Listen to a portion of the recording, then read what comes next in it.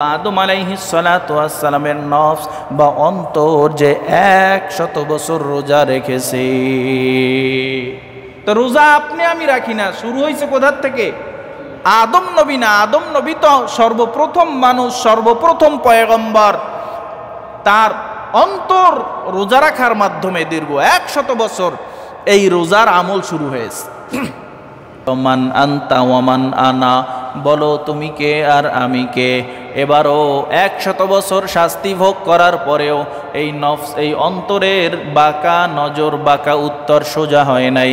এবারও তিনি বলে আন্তা আন্তা আনা আনা, আপনি আপনি, আমি আমি, আপনাকে আমার চেনার কোনো প্রয়োজন নাই, দরকার নাই। আল্লাহ বলেন যাও আরো 100 বছরের শাস্তি বাড়াইয়া আরো 100 বছর আগুনের মধ্যে জ্বালাও। এইবার আরো 100 বছর আগুনের মধ্যে জ্বালানো হয়। এবার আবার 200 বছর জ্বালাইয়া নিয়ে আসার পরে আল্লাহ আবার বলেন আংতা মান আনতা ওয়ামান আনা, বলো তুমি কে আর আমি কে। আবারও বাঁকা উত্তর দিয়া বলে আংতা আংতা আনা আনা, আপনি আপনি, আমি আমি, আপনাকে চেনার আমার কোনো প্রয়োজন নাই, দরকার নাই। আল্লাহ বলেন এর শাস্তি আরও 100 বছর বাড়াইয়া নিয়ে আসো। 300 বছর আগুনের মধ্যে জ্বালাইয়া তার সামনে হাজির করার পর এবারও বাঁকা উত্তর দিয়া বলে আংতা আংতা আনা আনা, আপনাকে আমার চেনার কোনো প্রয়োজন নাই, চেনার কোনো দরকার নাই, আপনাকে আমি চিনি না। আল্লাহ বলেন ফিরিস্তারা 300 বছর আগুনের মধ্যে জ্বালাইছো, এরপরে আদমের এই অন্তরটার উত্তর, বাঁকা উত্তর সোজা হয় নাই। তিনি নাকি আমাকে চেনে না, আমাকে তার প্রয়োজন নাই। 300 বছর আগুনের মধ্যে জ্বালাইয়া শাস্তি দিছো, এরপরও সোজা হয় নাই। এবার ওকে নিয়ে বন্দি করো। ওকে বন্দি করে 100 বছর ওর সব খানা পিনা সব বন্ধ করে দাও, অর্থাৎ 100 বছর টানা ওকে রোজা রাখাও। ফিরিস্তারা আদম আলাইহিস সালাতু ওয়াস সালামের নফস বা অন্তরকে নিয়ে বন্দি কইরা 100 বছরের মধ্যে কোনো খানা পিনা দেয় নাই। প্রশ্ন করবেন হুজুর, অন্তরও কি কোনো খানা পিনা খায়? আল্লাহ তাআলা আদম আলাইহিস সালাতু ওয়াস সালামের নফসকে সৃষ্টি করার পর তাকে অবশ্যই অবশ্যই খানা পিনা খাওয়াতেন। আল্লাহ তাআলা ওই খানা পিনাকে বন্ধ কইরা রোজা রাখার নির্দেশ দিয়েছেন। 100 বছর রোজা রাখার পর এবার অন্তর অনেক দুর্বল হয়ে গেছে। 100 বছর পর আল্লাহর সামনে আইনা হাজির করছে। এবার আল্লাহ কয় মান আনতা ওয়ামান আনা, বলো তুমি কে আর আমি কে। 100 বছর রোজা রাখার পর এইবার কালে কালে আস্তে আস্তে জবাব দেয় আনতা রব্বি ওয়া আনা আব্দুক, আপনি আমার রব, আমি হইলাম আপনার গোলাম। মুহাদ্দিস মুফাসসিরিন ইকরামগণ বলেন রব্বে কারীম আল্লাহ তাআলা সূরা বাকারার 183 নম্বর আয়াতে কারিমার মধ্যে মিন ক্বাবলিকুম দ্বারা এই আদম আলাইহিস সালাতু ওয়াস সালামের নফসকে সর্বপ্রথম যেই রোজা রাখার নির্দেশ দিয়েছেন, এই মিন ক্বাবলিকুম দ্বারা প্রথম নাম্বার উদ্দেশ্য হলো আদম আলাইহিস সালাতু ওয়াস সালামের নফস বা অন্তর যে 100 বছর রোজা রেখেছে। তো রোজা আপনি আমি রাখি না, শুরু হয়েছে কোথা থেকে? আদম নবী না, আদম নবী তো সর্বপ্রথম মানুষ, সর্বপ্রথম পয়গম্বর। তার অন্তর রোজা রাখার মাধ্যমে দীর্ঘ 100 বছর এই রোজার আমল শুরু হয়েছে। এরপরে আল্লাহ তাআলা সব অঙ্গ প্রত্যঙ্গগুলো এক জায়গায় জমা করে আদম বানাইলেন। আদম বানাইয়া জান্নাতের মধ্যে দিছে। জান্নাতের মধ্যে একা ভালো লাগে না, আল্লাহ তাআলা একটা সঙ্গী বানায়া দিছে, মা হাওয়া আলাইহাস সালাতু ওয়াস সালামকে দিছে। এবং আল্লাহ তাআলা বলে দিছেন ওয়ালা তাকরাবা হাযিহিশ শাজারাতা ফাতাকুনা মিনায যালিমিন। ও আদম, তুমি জান্নাতের সব জায়গায় যাইবা, কোনো বাধা নাই, সব গাছের ফল খাইবা, বাধা নাই। তবে ওয়ালা তাকরাবা হাযিহিশ শাজারা, এই গাছের, এই নিষিদ্ধ গাছের কাছেও যাইবা না, এই গাছের কাছেও যাইবা না, ধারে কাছেও যাওয়া নিষেধ। মহিলাদের দিল মন একটু নরম হয়। আদম আলাইহিস সালাতু ওয়াস সালাম গেছে ঘুরতে, হাওয়া আলাইহিস সালাতু ওয়াসসালামকে মিস্টার ইবলিস আইসা ধোকা দিয়া কয়, আল্লাহ কেন বলছে তোমরা এই গাছের কাছে যাইবা না জানো? কারণ এই গাছের এই ফলগুলো অত্যন্ত সুস্বাদু। এই গাছের ফল যদি তুমি একবার খাইতে পারো, এই সুন্দর যে বাড়ি দেখো, সুন্দর জান্নাত দেখো, এই জান্নাত থেকে তোমার আর কোথাও কোনোদিন কোথাও যাওয়া লাগবে না, তুমি এই গাছের ফল খাও। তিনি খাইছেন। আদম আলাইহিস সালাতু ওয়াসসালাম আসছে, তাকেও দিছেন। আদম আলাইহিস সালাতু ওয়াসসালাম তিনি মুখে নিয়ে চাবাইতেছেন, আলহামদুলিল্লাহ আলহামদুলিল্লাহি ওয়া কাফা ওয়া সালামুন আলা ইবাদিহিল্লাযীনা ইসতাফা। أما بعد فأعوذ بالله من الشيطان الرجيم. بسم الله الرحمن الرحيم. يا أيها الذين آمنوا كتب عليكم الصيام كما كتب على الذين من قبلكم لعلكم تتقون. وقال النبي صلى الله عليه وآله وسلم بني الإسلام على 5 شهادة أن لا إله إلا الله وأن محمدا عبده ورسوله أقم الصلاة وإيتاء الزكاة والحج وصوم رمضان أو كما قال عليه الصلاة والسلام. صدق الله مولانا العظيم وصدق رسوله النبي الأمي الكريم. ونحن على ذلك من الشاهدين والشاكرين والذاكرين والحمد لله رب العالمين. اللهم صل على محمد وعلى آل محمد كما صليت على إبراهيم وعلى آل إبراهيم إنك حميد مجيد. اللهم بارك على محمد وعلى آل محمد كما باركت على إبراهيم وعلى آل إبراهيم إنك حميد مجيد. بلغ العلا بكماله كشف الدجى بجماله حسنت جميع خصاله. صلوا عليه وآله.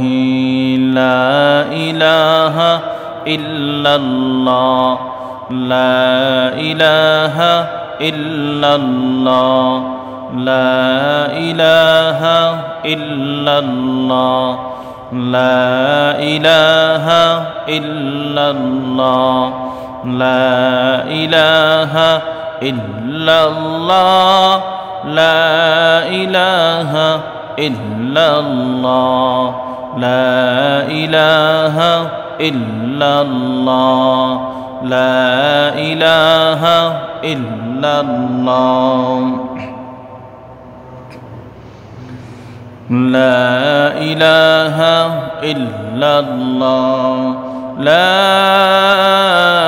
إله إلا الله محمد رسول الله سبحانك لا علم لنا إلا ما علمتنا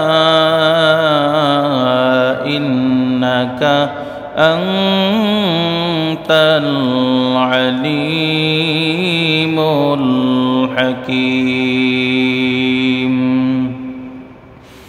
قال رب اشرح لي صدري ويسر لي أمري واحلل عقدة من لساني يفقه قولي سورج نے دیا اپنی شعاعوں کو پیغام سورج نے دیا اپنی شعاعوں کو پیغام دنیا ہے عجب چیز کبھی صبح کبھی شام دنیا ہے عجب چیز کبھی صبح کبھی شام دنیا ہو میں دنیا کا طلبگار نہیں ہو دنیا ہو میں دنیا کا طلبگار نہیں ہو بازار سے گزر ہو خریدار نہیں ہو بازار سے گزر ہو خریدار نہیں ہو ایک چشم زدن غافل ازاں شاہ نباشی ایک چشم زدن غافل ازاں شاہ نباشی شاید کا نگاہ کنتا گاہ نباشی شاید کا نگاہ کنتا گاہ نباشی الفت میں برابر کے وفا ہو کہ جفا ہو الفت میں برابر کے وفا ہو کہ جفا ہو ہر چیز میں لذت ہے اگر دل میں مزہ ہو ہر چیز میں لذت ہے اگر دل میں مزہ ہو رمضان یا رمضان یا شہر القرآن رمضان یا رمضان یا شہر القرآن اقبلت بالبشران معاشرا لإخواني صوموا معي رمضان تعالوا إلى كلمة للواحد الديان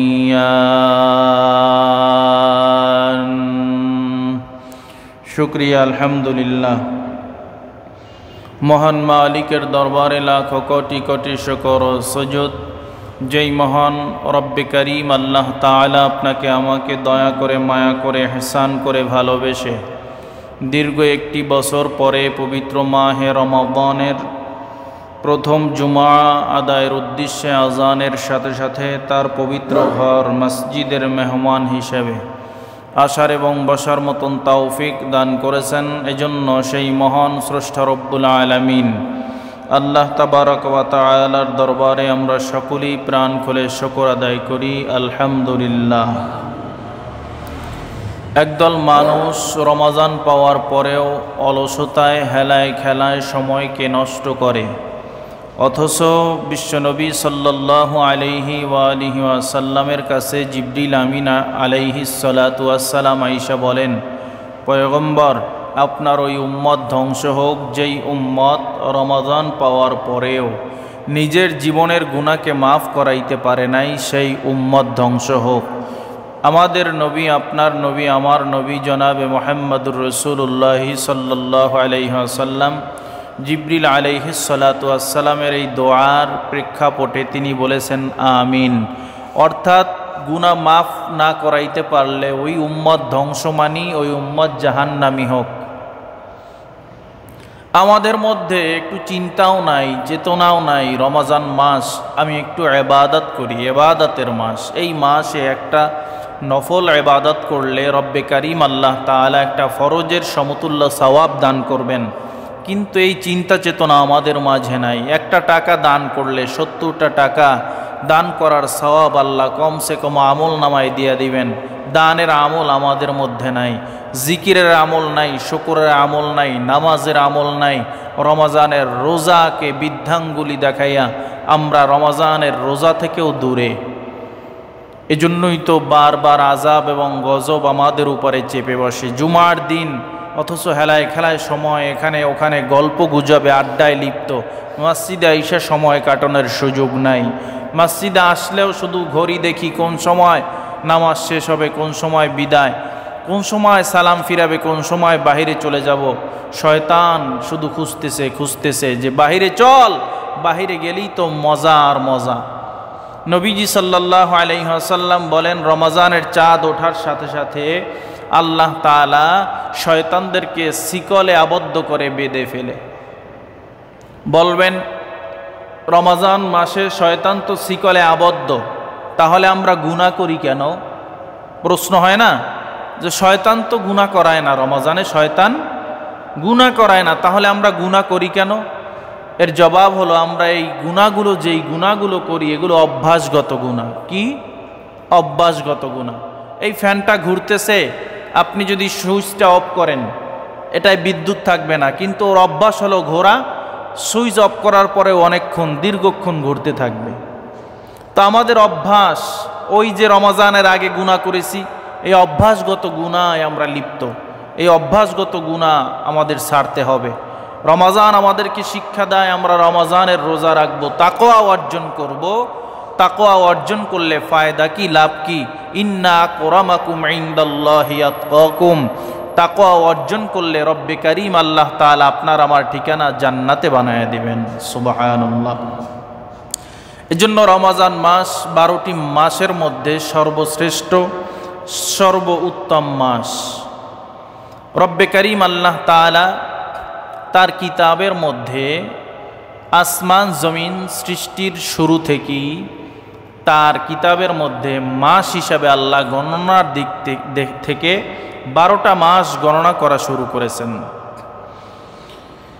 এই 12টা মাস ইয়াউমা খালাকাস সামাওয়াতি ওয়াল আরদ, আসমান জমিন সৃষ্টির শুরু থেকে এই 12টা মাস রব্বে কারীম আল্লাহ গণনা করেন। এই 12 মাসের মধ্যে সর্বশ্রেষ্ঠ মাস হলো রমজান মাস। আবার রাতের মধ্যে কিছু রাত আছে যেই রাতগুলো শ্রেষ্ঠ, এর মধ্যে অন্যতম একটা লাইলাতুল কদরের রাত, যেটা এই রমজানের মধ্যেই অবস্থিত।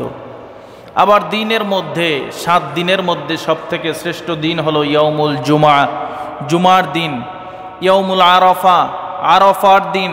এই দিনগুলো দামি এবং শ্রেষ্ঠ। রমজান মাস আমরা হেলায় খেলার মধ্যে না কাটাই। রমজান মাসে বেশি বেশি পরিমাণে ইবাদতের মধ্যে আমরা সময় কাটাই। রমজান মাসে বেশি বেশি পরিমাণে রব্বে কারীম আল্লাহ তাআলার জিকির করি। সুবহানাল্লাহি ওয়ালহামদুলিল্লাহি ওয়া লা ইলাহা ইল্লাল্লাহু আল্লাহু আকবার।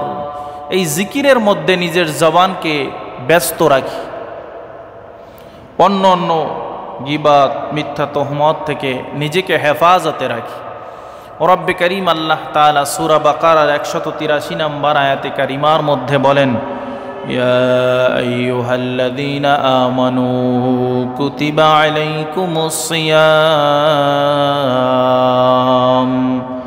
কামা কুতিবা আলাল্লাযীনা মিন ক্বাবলিকুম লাআল্লাকুম তাত্তাকুন।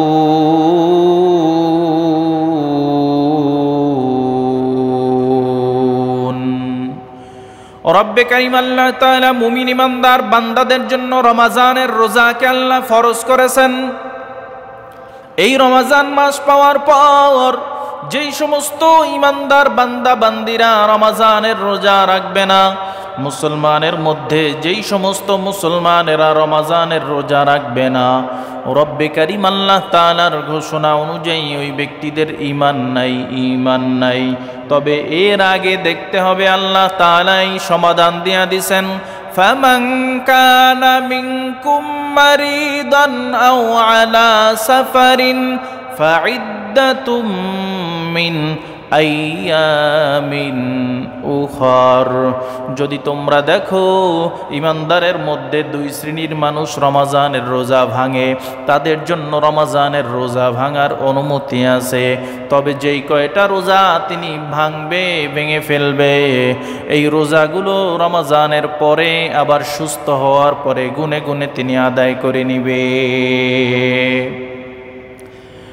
ইমানদার বান্দা মুসলমানের মধ্যে যদি দুই শ্রেণীর মানুষ রোজা না রাখে, এক শ্রেণী হলো অসুস্থতার কারণে রোজা রাখতে পারে না, এই শ্রেণীর মানুষের জন্য রমজানের রোজার ব্যাপারে ছাড় আছে। তবে পরবর্তীতে সুস্থ হলে তারা এইগুলো গুনে গুনে যেই কয়টা রোজা তিনি ভেঙে ফেলেছে এগুলো আদায় করে নিবে। 2 নাম্বার, যেই ব্যক্তি সফর অবস্থায় আছে, মুসাফিরের হালতে আছে, মুসাফির অবস্থায় আছে, এই ব্যক্তির জন্য রমজানের রোজাকে আল্লাহ তাআলা ছাড় দিয়েছেন। তবে মুসাফির যখন মুকিম হয়ে যাবে, বাড়িতে চলে আসবে, সফর শেষ হয়ে যাবে, তখন যেই কয়টা রোজা তিনি ভেঙে ফেলেছে এই রোজা কয়টা তিনি গুনে গুনে আদায় করে নিবে।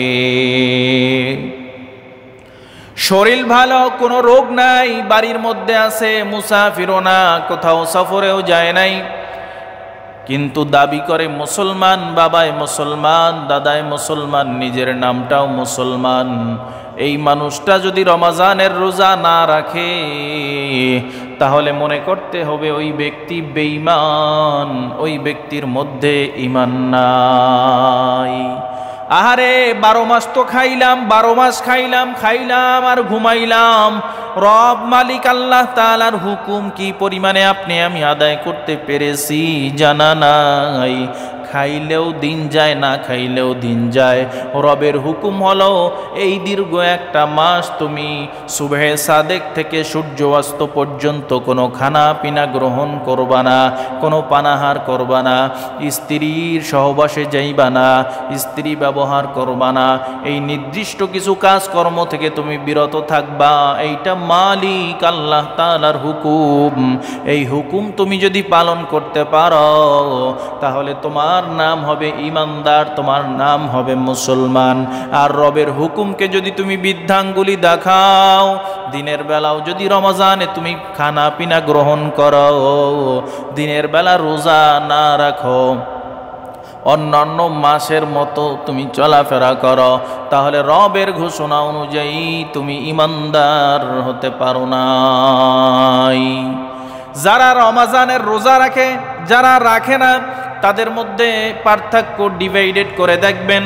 বরং তারা অসুস্থতার একদল মানুষ আছে, অসুস্থতার দোহাই দিয়ে রমজানের রোজা রাখে না, বরং আল্লাহ কয় বান্দা তুই নিজেকে নিজে অসুস্থ মনে করো, তোর শরীরটাকে আমি আল্লাহ অসুস্থই বানায়া দিব। আর যেই বান্দা অসুস্থ অবস্থায়ও মালিক আল্লাহর হুকুম পালনার্থে রমজানের রোজাগুলো রাখে, নিজেকে সুস্থ মনে করে, মালিক রব্বে কারীম আল্লাহ তাআলা বলে আমার অসুস্থ বান্দাটা নিজেকে সুস্থ মনে কইরা রোজা রেখেছে, ওই অসুস্থ বান্দাটাকেও আমি আল্লাহ সুস্থতার নিয়ামত দ্বারা ধন্য করে দিব। যখন রমজানের বিধান, ফরজের বিধান এই আয়াত নাজিল হয়ে গেল, সাহাবায়ে কেরাম রিদওয়ানুল্লাহি তাআলা আলাইহিম আজমাইনরা সব পেরেশান। নবীর কাছে আইসা কয় পয়গম্বর কিভাবে আমরা রোজা রাখবো, কিভাবে আমরা রোজা রাখবো, সারা দিন আমরা কিভাবে না খায়া থাকবো, সারা দিন আমরা স্ত্রীর কাছে গিয়া কেমনে না গিয়া থাকবো। ও পয়গম্বর, এই রোজা রাখার বিধান পদ্ধতি কেমন হবে এই সম্পর্কে তো আমরা চিন্তায় ব্যস্ত। এক সাহাবী অপর সাহাবীকে কয়, এই রমজানের বিধান নাজিল হয়ে গেছে, রমজানের রোজা রাখা লাগবে, এই রোজার বিধান না জানি কেমন কি হয়। রব্বে কারীম আল্লাহ তাআলা আয়াতের মাঝ অংশে ডাক দিয়া কয়, মিন ক্বাবলিকুম, এ পয়গম্বর, ও আমার পয়গম্বর, আপনার সাহাবীদেরকে আপনি জানাইয়া দেন রমজানের রোজা শুধু আপনার উম্মতরা রাখবে, আপনার সাহাবীরা রাখবে, এমনটা না, এমনটা না। এই রমজান আপনার পূর্বে যত নবী এসেছিল, যত রাসূল এসেছিল, সবার উপরে রমজানের, সবার উপরে রোজাকে আমি আল্লাহ ফরজ করেছিলাম। শুধু আপনি রাখবেন, আপনার উম্মতরা রাখবে এমনটা না, বরং আপনার পূর্বে যত নবী রাসূল আসছেন ওই নবী রাসূলরাও রোজা রেখেছেন, তাদের উপরেও রোজা ফরজ ছিল। আপনার উম্মতের উপরে না, তাদের উম্মতের উপরেও এই রোজাকে আমি আল্লাহ ফরজ করেছিলাম। শুধু আপনার উম্মতের উপরে আমি আল্লাহ এই রোজাকে চাপায়া দেই নাই, তাদের কোনো টেনশন নাই, তাদের কোনো চিন্তা নাই, তারা শুধু রমজানের রোজা রাখবে, তাদের উপরে আমি আল্লাহ ফরজ করেছি এমনটা না, বরং সব নবী রাসূলের উপরে এই রোজা ফরজ ছিল। বুঝা গেল রোজা আমরা রাখি না, আমাদের পূর্বে যারা নবী ছিল, রাসূল ছিল, তারাও রোজা রেখেছে, তাদের উম্মতরাও রোজা রেখেছে। মিন ক্বাবলিকুমের ব্যাখ্যা করতে গিয়া মুফাসসির মুহাদ্দিসিন ইকরামগণ বলেন, দুনিয়ার মানুষ এই পৃথিবীর ইতিহাসে সর্বপ্রথম কে রোজা রেখেছে জানো?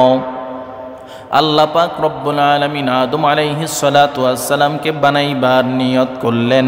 আল্লাহ তাআলা আদম আলাইহিস সালাতু ওয়াস সালামকে সৃষ্টি করার নিয়ত করলেন। নিয়ত করার পর আল্লাহ তাআলা ফেরেশতাদেরকে প্রশ্ন করলেন, আমি দুনিয়ার মধ্যে ইন্নী জাইলুন ফিল আরদি খলিফা, আমি দুনিয়ার জমিনে আমার একদল প্রতিনিধি পাঠাতে চাই। ফেরেশতারা বলে, আল্লাহ না না, এই দুনিয়ার জমিনে আপনার কোনো প্রতিনিধি পাঠাইবার প্রয়োজন নাই, আমরাই তো আপনার তাসবিহ আদায় করি, আমরাই তো আপনার জিকির করি, শুকর করি, ইবাদত করি, আর কোনো প্রতিনিধি পাঠাইবার কোনো প্রয়োজন নাই, কোনো দরকার নাই। আল্লাহ বললেন, ইন্নী আ'লামু মা লা তা'লামুন, ও ফেরেশতারা, আমি যা জানি তোমরা তা জানো না। আল্লাহ তাআলা আদম আলাইহিস সালাতু ওয়াস সালামকে বানাইবেন। আল্লাহ তাআলা আদম আলাইহিস সালাতু ওয়াস সালামের বিভিন্ন অঙ্গ প্রত্যঙ্গ বানাইয়া বানাইয়া আলাদা আলাদা জান্নাতের বারান্দার মধ্যে সাজায় রাখলেন। হাতটা বানাইয়া এক জায়গায় রাখলেন, পাটা বানাইয়া আল্লাহ এক জায়গায় রাখলেন, নাক বানাইয়া এক জায়গায় রাখলেন, আল্লাহ তাআলা অন্তর বানাইয়া এক জায়গায় রাখলেন, চোখ বানাইয়া এক জায়গার মধ্যে রাখলেন, আলাদা আলাদা আলাদা আলাদা সব অঙ্গ প্রত্যঙ্গ। দুনিয়ার বিজ্ঞান বলে একটা মানুষের শরীরের মধ্যে 360টা জোড়া আছে। আদম আলাইহিস সালাতু ওয়াস সালামের সব অঙ্গ প্রত্যঙ্গ জোড়াগুলো আল্লাহ তাআলা বানাইয়া বানাইয়া আলাদা রাখলেন। আলাদা রাখার পর আল্লাহ তাআলা একটা বিশাল কুরসির মধ্যে বসলেন, চেয়ারের মধ্যে বসলেন। আল্লাহ তাআলা এক ফেরেশতাকে হুকুম করলেন, ও ফেরেশতা যাও, তুমি এইবার আদম আলাইহিস সালাতু ওয়াস সালামের ব্রেইন, আমরা যেটাকে ঘিলু বলি, এই ঘিলুটাকে আমার সামনে নিয়ে আসো। এক ফেরেশতা আল্লাহ তাআলার হুকুম অনুযায়ী আদম আলাইহিস সালাতু ওয়াস সালামের মাথার ব্রেইন, মাথার ঘিলুটাকে আল্লাহর সামনে আইনা ধরলেন। ধরার পরে আল্লাহ তাআলা প্রশ্ন করলেন, কাকে? আদম আলাইহিস সালাতু ওয়াস সালামের মাথার ব্রেইনকে, ঘিলুকে। এবার আল্লাহ প্রশ্ন করলেন, মান আনতা ওয়া মান আনা, বলো তুমি কে আর আমি কে? আল্লাহ ব্রেইনকে প্রশ্ন করলেন, বলো তুমি কে আর আমি কে? আল্লাহ তাআলার সৃষ্টি, আল্লাহ তাআলার মাখলুকাত, আদম আলাইহিস সালাতু ওয়াস সালামের ব্রেইন, আদম আলাইহিস সালাতু ওয়াস সালামের মাথার ঘিলু। আল্লাহ তাআলাকে প্রশ্নের জবাব দেয়, আনতা রব্বি ওয়া আনা আবদুক, আনতা রব্বি ওয়া আনা আবদুক, আল্লাহ আপনি হইলেন আমার রব, আমি হইলাম আপনার গোলাম। সুন্দর জবাব পাওয়ার পর আল্লাহ বলেন, ও ফেরেশতা, সর্বপ্রথম আমি রবকে রব বলে স্বীকার করছে আদমের মাথার ব্রেইন, মাথার ঘিলু। তো ওকে একটা পুরস্কার দেওয়া দরকার। কি পুরস্কার? বলে ওকে আমি আল্লাহ তাআলা এমন স্থানে, এমন জায়গায় ফিট করব, ওর উঁচু স্থান থাকবে, ও কোনোদিন নিচু জায়গায় যাবে না। ওকে আমি আদম আলাইহিস সালাতু ওয়াস সালামের মাথার উপরে ফিট করে দিব। আমাদের ঘিলু কোথায়? মাথার উপরে। কারণ আমাদের আব্বা হলেন আদম আলাইহিস সালাতু ওয়াস সালাম, আদি পিতা পয়গম্বর আদম আলাইহিস সালাতু ওয়াস সালাম। এই জন্য আল্লাহ তাআলা পুরস্কার দিলেন যে আমি ওকে সব থেকে উপরে রাখবো, মাথার উপরে রাখবো। কারণ পায়ে যদি আমি ঘিলু দেই তাহলে নিচু স্থানে থাকবে, হাঁটুর মধ্যে ঘিলু যদি দেই তাহলে নিচু স্থানে থাকবে, বুকের মধ্যে ঘিলু দিলে নিচু স্থানে থাকবে। মাথা হলো সবার উপরে, এই মাথার উপরে আমি আল্লাহ ওকে ফিট করে দিলাম।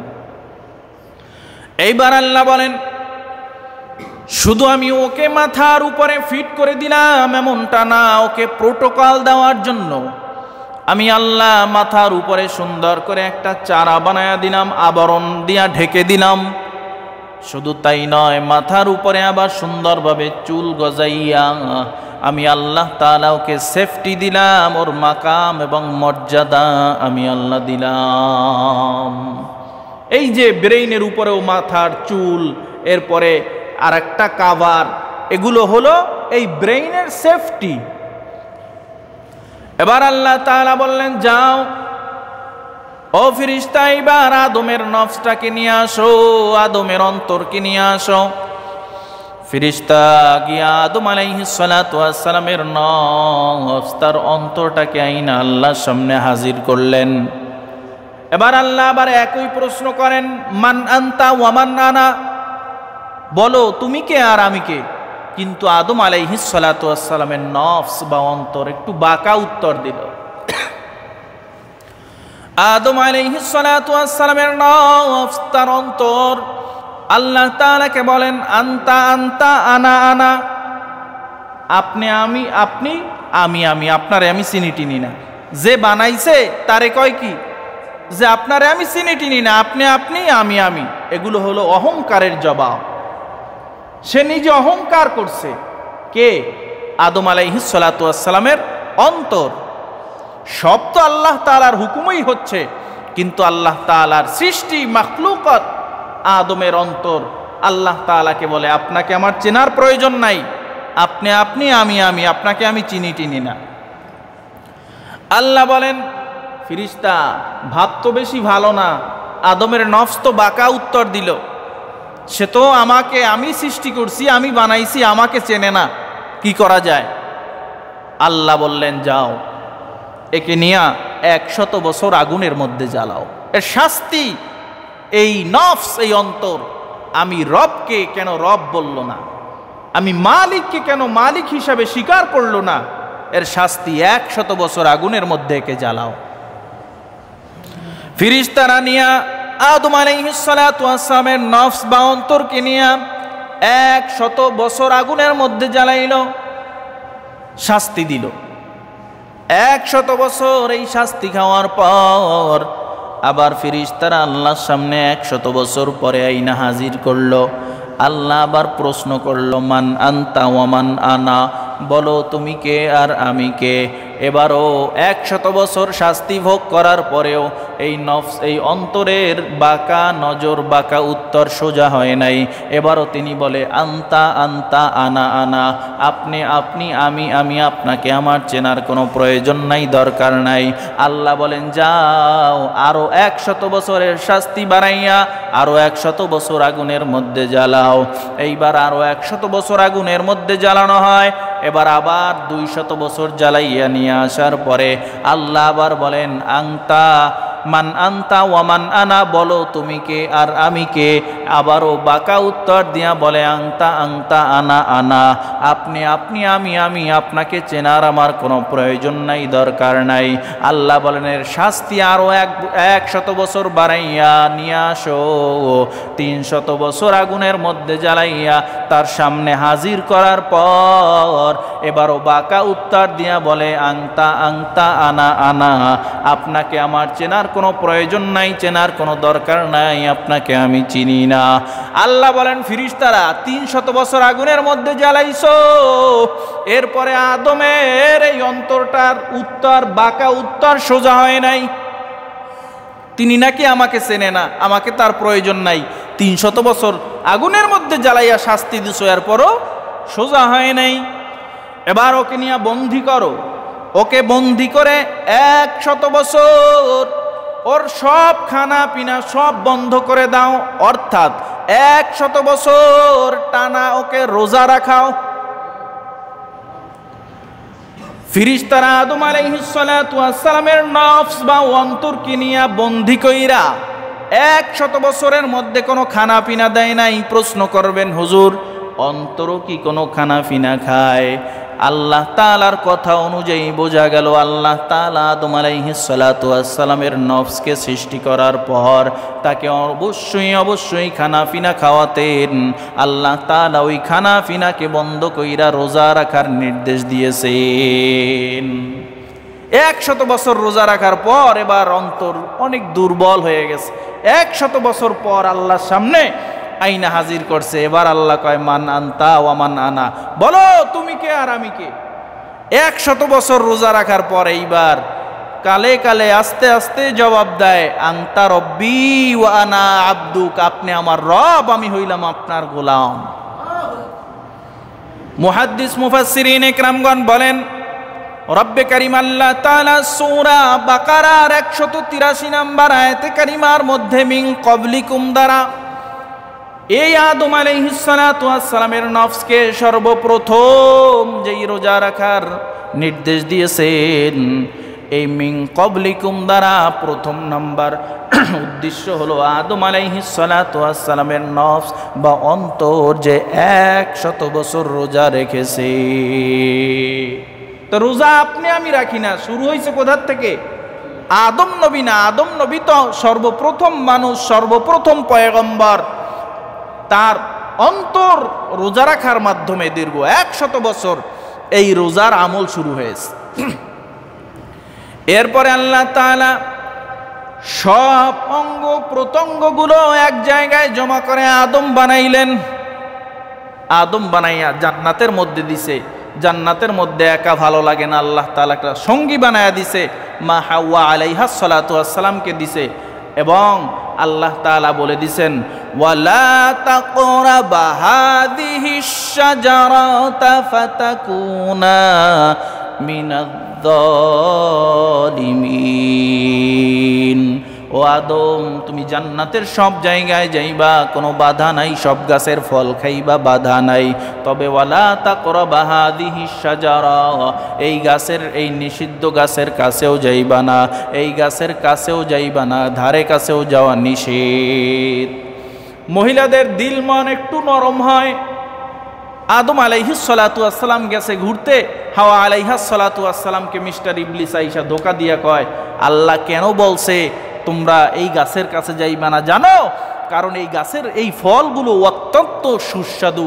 এই গাছের ফল যদি তুমি একবার খাইতে পারো, এই সুন্দর যে বাড়ি দেখো, সুন্দর জান্নাত দেখো, এই জান্নাত থেকে তোমার আর কোথাও কোনোদিন কোথাও যাওয়া লাগবে না, তুমি এই গাছের ফল খাও। তিনি খাইছেন। আদম আলাইহিস সালাতু ওয়াস সালাম আসছে, তাকেও দিছেন। আদম আলাইহিস সালাতু ওয়াস সালাম তিনি মুখে নিয়ে চাবাইতেছেন, হঠাৎ করে মনে আসছে এটা এই ফল তো কখনো খাই নাই, কোন গাছের ফল? এটা তো ওই গাছের ফল। আদম আলাইহিস সালাতু ওয়াস সালাম ইন্না লিল্লাহি ওয়া ইন্না ইলাইহি এমনভাবে গলাকে চেপে ধরেছেন, তিনি সব ফলগুলো তিনি বমি করে সব বাহিরে ফেলে দিছেন। আর তার গলাটাকে এমনভাবে চেপে ধরছেন, গলাটা সাথে সাথে সাথে সাথে ফুলে উঠছে। এজন্য আপনার আমার গলার মধ্যে যদি হাত দেন, দেখবেন এখানে একটা গিরা আছে। এটা হলো আদম আলাইহিস সালাতু ওয়াস সালাম ওই যে গলাটা চেপে ধরেছে, এটার একটা চিহ্ন। সব পুরুষের গলার মধ্যে আল্লাহ দিয়ে দিছে, কিন্তু মহিলাদের গলার মধ্যে কিন্তু নাই। আদম আলাইহিস সালাতু ওয়াস সালাম যে আপনার আমার আদি পিতা আব্বা, এর একটা চিহ্ন হলো এই যে গলার গিরা। এবার আল্লাহ বললেন, নিষিদ্ধ গাছের কাছে গিয়েছো, যেটাকে আমি যেতে নিষেধ করেছি ওখানে গিয়েছো, জান্নাতে থাকার অধিকার নাই, দুনিয়ায় চলে যাও। আল্লাহ দুনিয়ায় পাঠায় দিলেন। দুনিয়ায় আসার পর জান্নাতের মধ্যে আদম আলাইহিস সালাতু ওয়াস সালাম কোনোদিন সূর্য দেখে নাই, রাত দেখে নাই, দিন দেখে নাই, সূর্যের গরম সহ্য করে নাই। জান্নাত তো জান্নাত, যেগুলো বর্ণনা করেও কোনোদিন শেষ করা যাবে না। তো দুনিয়ায় আসার পর আল্লাহ তাআলা তাকে 10ই মুহররমের দিনে দুনিয়ার জমিনে পাঠাইলেন। দুনিয়ার জমিনে 10ই মুহররম আসার পর আস্তে আস্তে তিনি রাত দেখে, দিন দেখে, আবহাওয়া পরিবর্তন। আমাদের বাংলাদেশ থেকে কেউ যদি বিদেশে যায়, জরুরি ওষুধপাতি সব ওষুধপত্রগুলো নিয়ে যায়, কারণ দেশ পরিবর্তন, আবহাওয়া পরিবর্তন, রোগ শোক আসতে পারে, ঠান্ডা, কাশি, জ্বর হয়। অনেকে যারা গ্রামে বসবাস করে তারা তো আমাদের ঢাকায় গিয়েই প্রথম অবস্থায় আবহাওয়া সহ্য করতে পারে না, অসুস্থ হয়ে যায়। তো জান্নাতের আবহাওয়া দুনিয়ার আবহাওয়া এক না। 10ই মুহররম আসার পরে তিনি 11-12 খুব অসুস্থ হয়ে যাইতেছে। 11-12 তারিখে অনেক ক্লান্ত, অনেক অসুস্থ। এবার জিবরিল আলাইহিস সালাতু ওয়াস সালাম আসছেন, আয়েশা সালাম দিয়েছে, আসসালামু আলাইকুম ইয়া নবী আল্লাহ, আপনি কেমন আছেন? আদম আলাইহিস সালাতু ওয়াস সালাম বলে, আলহামদুলিল্লাহ, আসি ভালো, তবে জান্নাত আর দুনিয়া তো এক না, আমি তো দিন দিন অসুস্থ হয়ে যাইতেছি, কি করা যায়? জিবরিল আলাইহিস সালাতু ওয়াস সালাম কয়, পয়গম্বর, আমি আপনাকে সুন্দর ভালো একটা পরামর্শ দিতে পারি। কয়, কি পরামর্শ? কয়, আপনার জন্য পরামর্শ হলো আগামীকাল 13ই মুহররম আপনি আল্লাহর হুকুমে একটা রোজা রাখেন। আদম আলাইহিস সালাতু ওয়াস সালাম জিবরিল আলাইহিস সালাতু ওয়াস সালামের পরামর্শ মাইনা একটা রোজা রাখলেন। সন্ধ্যার সময় আবার জিবরিল আইসা সালাম দিয়া কয়, পয়গম্বর কেমন আছেন? আদম আলাইহিস সালাতু ওয়াস সালাম কয়, ভাই জিবরিল, যেই সত্তার হাতে আমার জীবন, যেই সত্তার হাতে আমার মরণ, ওই সত্তার নামের কসম করে বলি, আমার জান্নাতের মধ্যে যেইভাবে শরীর ছিল, আমার মনে হয় 3/1 ভাগ আমি ওরকম সুস্থ হয়ে গেছি। সুবহানাল্লাহ। জিবরিল আলাইহিস সালাতু ওয়াস সালাম কয়, পয়গম্বর, তাহলে আরো একটু পরামর্শ গ্রহণ করেন, আগামীকালের রোজাটাও রাখেন। আবার আদম আলাইহিস সালাতু ওয়াস সালাম পরের দিনের রোজাটা রাখলেন। এরকম করে 3টা রোজা রাখলেন। 13, 14, 15ই মুহররমের এই 3টা রোজা রাখার পর ইফতারির পর সন্ধ্যার পরে জিবরিল আলাইহিস সালাতু ওয়াস সালাম আয়েশা সালাম দিয়া কয়, পয়গম্বর আপনি কেমন আছেন? আদম আলাইহিস সালাতু ওয়াস সালাম এইবার জবাব দেয়, যেই সত্তার হাতে আমার জীবন, যেই সত্তার হাতে আমার মরণ, ওই সত্তার নামের কসম করে বলি, জান্নাতের মধ্যে আমার শরীরটা যেইভাবে ছিল, আমি মনে করি সম্পূর্ণ পরিপূর্ণ, আমি এখন ওই জান্নাতের পরিবেশের মতো পুরোপুরি সুস্থ আছি। এবার জিবরিল আলাইহিস সালাতু ওয়াস সালাম কয়, পয়গম্বর আপনার এই আমলটা আল্লাহর দরবারে এত ভালো লেগেছে, আপনার উপরে আল্লাহ তাআলা প্রত্যেক মাসের 13, 14, 15 তারিখ, আরবি মাসের এই 13, 14, 15 তারিখের রোজাকে আল্লাহ ফরজ করেছেন। ফরজ প্রত্যেক মাসে 3টা রোজা আপনার উপরে ফরজ। আমরা রাখি একটা না, 1 মাস আমাদের উপরে ফরজ। আদম আলাইহিস সালাতু ওয়াস সালামের উপরে ছিল প্রত্যেক মাসে 3টা। বছরে 36টা রোজা আল্লাহ তাআলা আদম আলাইহিস সালাতু ওয়াস সালামের শরীয়তে ফরজ করেছিলেন। এজন্যই রব্বে কারীম আল্লাহ তাআলা বলেন, ইয়া আইয়ুহাল্লাযীনা আমানু কুতিবা আলাইকুমুস সিয়াম কামা কুতিবা আলাল্লাযীনা মিন ক্বাবলিকুম লাআল্লাকুম তাত্তাকুন। আদম আলাইহিস সালাতু ওয়াস সালাম অসুস্থ মানুষ, রোজা রাখা সুস্থ হয়েছে, আর আমরা সুস্থ মানুষ রোজা না রাখার জন্য অজুহাত দেই, আমি বড় অসুস্থ। রোজা আসলে যে আমাদের গ্যাস্ট্রিক বাইরে যায়, সব পাতলা পায়খানা, ডাইল খিচুড়ি যা আছে সব রোগ শোক বাইরে যায়। বুড়া মানুষ, ভালো মানুষ, সুস্থ মানুষ জিজ্ঞেস করবেন রোজা রাখেন না কেন? বুঝেন না গ্যাস্ট্রিক। রোজা রাখবেন, আল্লাহ তাআলা আপনার এই গ্যাস্ট্রিকের মতো এর থেকেও মারাত্মক সমস্ত ব্যাধিকে আল্লাহ দূর করে দিবেন। রোজা রাখার ব্যাপারে কোনো অজুহাত চলবে না। তবে হ্যাঁ, যদি কেউ মারাত্মক অসুস্থ থাকে, আল্লাহ তাআলাই তো বিধান দিয়ে দিয়েছেন, ফামান কানা মিনকুম মারিদান আও আলা সাফারিন ফাইদ্দাতুম মিন আইয়ামিন উখর, যদি কেউ অসুস্থ থাকে এবং মুসাফির হালতে থাকে তার জন্য রোজার ছাড় আছে, তবে পরবর্তীতে গুনে গুনে যে কয়টা রোজা ভেঙেছে তিনি আদায় করে দিবে। আর অসুস্থ মানুষ এমন মুমূর্ষ, পরবর্তীতে সুস্থ হওয়ার কোনো আশঙ্কা নাই, তিনি ফিদিয়াতুন তুআমু মিসকিন, তিনি ফেদিয়া দিয়ে দিবে, তার সন্তানরা যারা থাকবে তারা ফেদিয়া আদায় করে দিবে। এজন্য শুধু রোজা আমরা রাখি না, আদম আলাইহিস সালাতু ওয়াস সালামের নফস অন্তর থেকে শুরু করে আমাদের নবী পয়গম্বর পর্যন্ত সব নবী রাসূলের উপরে রোজা ফরজ ছিল। আদম আলাইহিস সালাতু ওয়াস সালামের শরীয়তে ছিল প্রত্যেক আরবি মাসের 13, 14, 15 তারিখের রোজা, যেটা আমাদের নবীও রেখেছেন। আমাদের উপরে সেটা নফল সুন্নাত আমল, কিন্তু তাদের উপরে এই আমলটা ছিল ফরজ। এজন্য আসুন এই রমজান আমরা যেন হেলায় খেলায় না কাটাই। এই রমজানে কি পরিমাণে আমাদের আমল নামার মধ্যে আমরা নেক বাড়াতে পারি, সওয়াব বাড়াতে পারি, এই চিন্তা ফিকির করি। নামাজ, নফল নামাজ, ফরজ নামাজ সহ নফল নামাজ বেশি বেশি আদায় করার চেষ্টা করি। জবানে বেশি বেশি জিকির, সুবহানাল্লাহি ওয়ালহামদুলিল্লাহি ওয়ালা ইলাহা ইল্লাল্লাহু আল্লাহু আকবার, এই জিকির বেশি বেশি পরিমাণে করি। দুরূদ শরীফ বেশি বেশি পরিমাণে পড়ি এবং তওবা বেশি বেশি পরিমাণে আল্লাহর দরবারে করি। আল্লাহ তাআলা আমাদের সবার রোজার আমলকে কবুল করুন, অন্য অন্য সমস্ত আমলকে আল্লাহ কবুল করুন, আমিন।